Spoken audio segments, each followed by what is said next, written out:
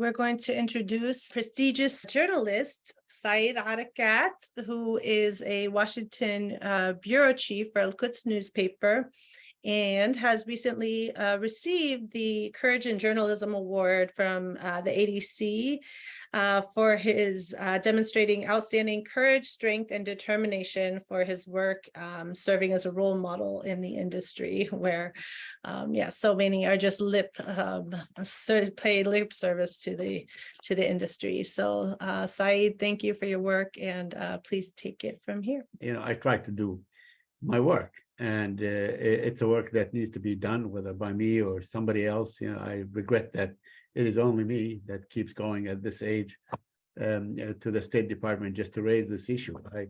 I wish every day that we have younger journalists that would come and raise this issue, being whether they are Palestinians, Arabs, or not, just to raise the issue.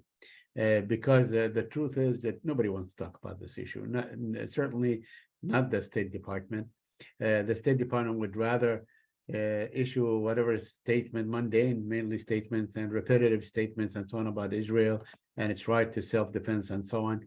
And from time to time, we have other journalists that actually press the issue, like my colleague from the Associated Press, Matthew Lee, that I just want to mention here, and so on, that he can press the point. It is reporting on the Palestinian issue has always been a very frustrating thing. I've done it for decades, and it has never gotten easy, or it has never gotten, the kind of scrutiny that it should. First of all, just to mention, there has been since 1967, the Israelis not only killed 1 or 2 Palestinians, 54 Palestinian journalists have been killed. So it's a huge number, that nobody talks about. As we speak today, there are 16 Palestinian journalists in prison, in Israeli prisons, for reporting on what goes on in Jenin and the other camps and so on. Last week we saw very blatantly, very clearly, very graphically, how Israeli occupation soldiers treat Palestinian journalists. They beat up the journalist from Palestine TV, for instance, in front of everybody. They don't care, because they know that this will not really garner the kind of attention that it ought to in the West. And I tell you, we talk about Shireen Abu Akleh. It is really a very poignant moment in the history that illustrates the history of Palestinian journalism and so on. Anybody that tells you that it was not intended, the killing of Shireen Abu Akleh, is lying. It was intended. They went in. I know exactly how these sniper teams work. I was, when I was with the UN for my hiatus from journalism for 5 years, I was the UN spokesman in Iraq, and I know, fully how the sniper teams work. They go in, they go by twos, one a spotter, they sit with their, American supplied infrared binoculars and so on. They know every movement and so on. And they shoot one shot. I'm sorry to be graphic, but that's exactly what happened. They shoot one shot to see how it goes, what is the wind direction, all that. It's a precise science. So in this case, when Shireen, on May 11, and this story really ought to be told over and over again. When they went in, they shot. They passed by the contingent, by the Israeli soldiers' contingent, and they told them, "We're going to that spot." So they knew exactly where they were going. And then the spotter, said that's the way they are, and they shot my colleague first, Ali Smoudi, from my newspaper, and they shot him in his shoulder. And this was the 8th time, by the way, that he gets injured. So he still is reporting. He was reporting last week from Jenin. So they shot him in the shoulder because he was the person next to Shireen. And he also, as most Palestinian journalists, they earn living by doing so many things. He was also producing for Al Jazeera, other than reporting from, for my newspaper, Al-Quds daily newspaper. So they shot him. They knew exactly where the next shot is going to land, and they shot her right through. They know exactly what spot they're going to shoot. So all this was planned and pre-planned and approved. And so it was intentional. The reason I say this is just to show the hypocrisy of the US government, that on July 4th, 22, last year, July 4th, 22, Independence Day, because they knew that nobody's going to read things on Independence Day anyway, it's a holiday. They issued a statement saying, more than likely, and that's exactly what it says, more than likely it was done by an Israeli soldier, but there was no intentionality. There was no intentionality, and that's it. That was it. All the other meetings that happened afterwards were just nonsense. They were just a crock. It was malarkey, as Biden likes to say. So they met with the Shireen family, and they know exactly that nothing's going to change. They continue to meet with her. The issue gets raised in the U.S. Senate by Senator Chris Van Hollen or others and so on, but they know nothing will happen. I raise the issue, others raise the issue, whether it's on the 1 year anniversary or any other day, nothing is going to happen because that's it. The moment the U.S. will acknowledge an American Palestinian journalist or American Palestinian, like it happened with Omar Assad, was just killed a few months before. The moment they say Israel is guilty and demand accountability, the moment Israeli exceptionalism just withers away, and they're not going to do that. So there will never be accountability. Trust me, there will never be accountability. Anytime you have a Palestinian journalist or a Palestinian American journalist like Shireen shot and killed premeditatedly, the United States will not do anything. And simply because also the United States supports all colonial movements all throughout the world. I mean, the same thing, maybe we don't have accounting of how journalists reported on South Africa, what was happening of the struggle to end apartheid. We may not know that, but chances are that they probably would have faced the same kind of suppression and the same kind of probably erasure that Rabab mentioned, from the public view, from people and so on. So this is the United States of America. It is the hyper-imperialist power. It is the strongest imperial power. It will pursue its goals and its aims at whatever lying or whatever distortion of the truth that goes on. And unashamedly, they will continue to do it. So when you say, like this past week, you asked, I asked about the right of the Palestinians to self-defense. And they will not say that. They will not say that the Palestinians have a right to self-defense. As any group of people, they say repeatedly that Israel has the right to self-defense. I was told personally in the briefing room, for all to see, that Israel's security is sacrosanct and Israel's right to self-defense is sacrosanct, which means Israel can use all these weapons against basically an unarmed civilian population. I mean, just imagine for a moment what happened in Jenin last week. What we saw Apache helicopters. That is really an amazing machine. I've seen it in person. It's an amazing machine. It's in combat, it could possibly replace a whole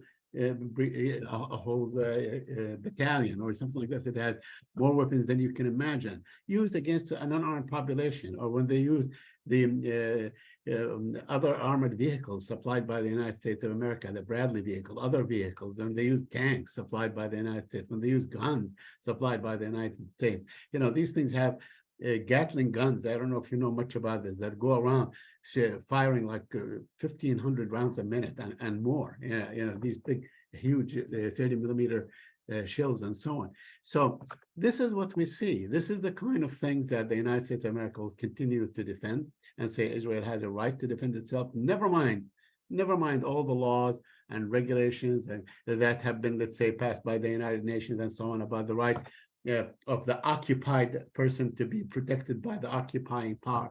Never mind all that. We see it in Gaza. We see it in the refugee camp. Jenin has been subject to attacks for the past 20 years and so on.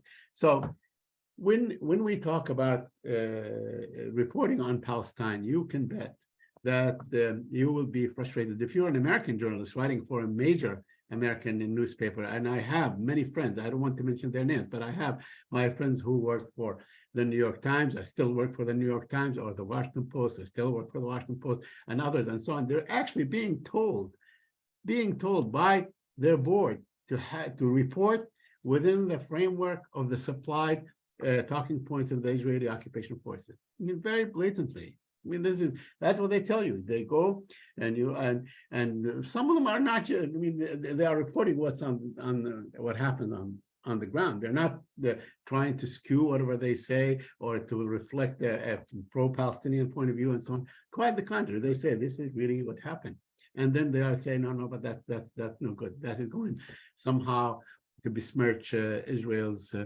picture in the world and so on. And so this happens time and time again, and not only the major newspapers, but publications like Slate, like others, like people who might be writing or reporting for the Daily Beast. I mean, it goes right across the spectrum of journalism. So you find, layer after layer after layer of that you have to sort of penetrate to be able to report the truth on Palestine. So that's why the targeting of Shireen Abu Akleh makes perfect sense from the Israeli point of view, because she was there, every day, every time she reported from the field. At least tens of millions of people were able to see it and so on, and that gets recorded. Palestinian journalists and those who report on what's going on in Palestine are also restricted by the Palestinian Authority. We should never forget this, because what happened, let's say, last week when the president of the Palestinian Authority, Mahmoud Abbas, visited the camp of Jenin. There was, all kinds of restrictions on the movement and on what was going on and so on. So we should not, dismiss what's going on. We never, I mean, aside from, let's say, what we see sometimes on Al Jazeera that is being reported from the West Bank and from other places, you never hear anything about, what is going on in terms of, let's say, support of the Arab people for the Palestinian cause. You never see this. You never see it on Kuwaiti TV. You never see it on Qatari TV. You never see it on Saudi TV and so on. You hear about what's going on. For instance, in the Emirates or in Bahrain or in Morocco, you hear about, let's say, the so-called Abraham Accord. Everybody talks about the Abraham Accord and so on, which is really just a phony term for normalizations, as if somebody named Abraham was, oversaw these accords and so on. But my point is, it is, that the reporting on the Palestinian issue is suppressed everywhere. It is suppressed everywhere. You don't hear anything about, let's say, the support of their people for the Palestinians, although it's there. Maybe in Jordan because there's a majority of Palestinians. But other than that, you hardly ever see it. You don't see a group of people writing in solidarity with the Palestinians. You don't read, you don't hear about, writers and so on. So there's this whole thing. I mean, the powers that be coming together to really prevent in any way they can the truth about Palestine. And it is something that I do face in the State Department. It is frustrating that I keep asking the same question over and over and over again. And they keep saying the same thing over and over and over again that are absolutely meaningless. They use things that, our commitment to the two-state solution, when in fact, we all know that there's no two-state solution. That ship has sailed a very, very long time ago. It's not.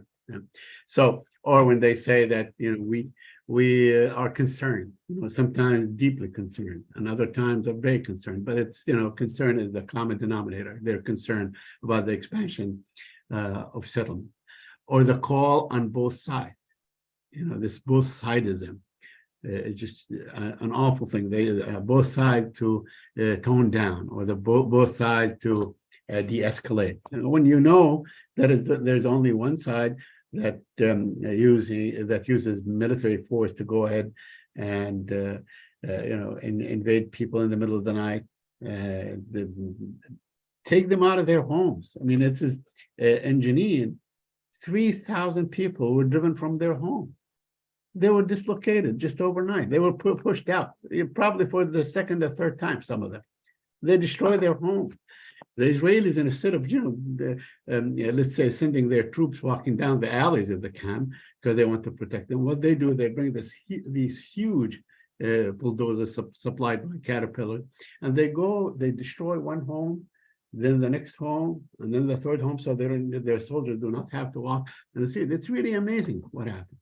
And then they throw people out, and they take their homes sometimes as a sniper nest or whatever.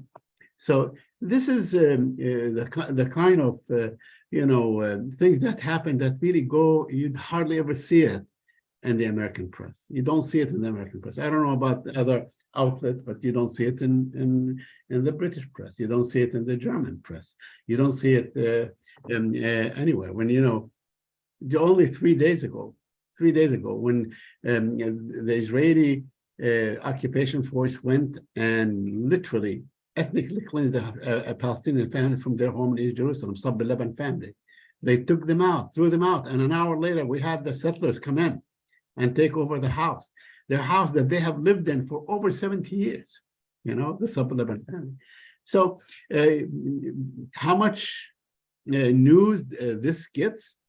Hardly anything, hardly in space, maybe in passing, in passing. There was an article, to their credit, there was an article in the New York Times, but that's it. It ends right there. At this day and age, I mean, you go in, an occupying power, they go in, they dislocate, they take out, they replace a Palestinian family that has lived in their home, for 70 years, just reaffirming that the Nakba, the Palestinian catastrophe, still goes on. Still, I think it is a very important thing to report on Palestine, to muster, not only the courage, but also to muster the tenacity to do it, and to do it, against this, these layers of walls of frustrations and so on, knowing it, because you need to put this on the record.